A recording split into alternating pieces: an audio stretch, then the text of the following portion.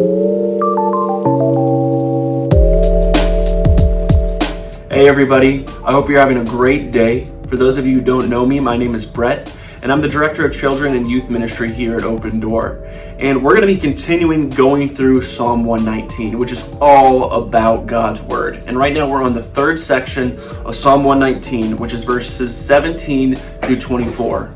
So I'm going to go ahead and read verses 17 through 24 of Psalm 119, and then we're going to talk about what this means for us today.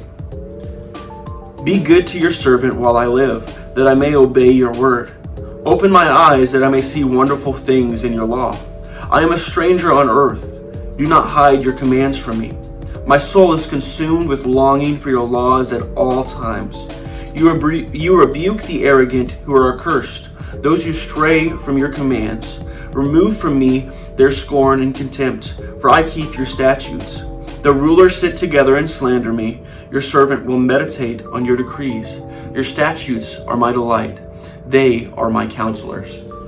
And so a key distinction between the psalmist, the guy writing the psalm, and the arrogant and the people who aren't following God's word is the psalmist's love for God's word. And I think verse 20 shows this clearly. He says, my soul is consumed with longing for your laws at all times. Everything in him is consumed with longing for God's word. That's what he craves every second of every day. That's what he desires is God's word. And so my question for you today is, does your daily Bible reading, does your daily time you spend in God's word look any different than those who don't believe in God at all? Because the thing is, if you don't read the Bible at all, if you aren't reading on a daily basis or on a weekly basis, then that doesn't look any different than those who don't believe in God.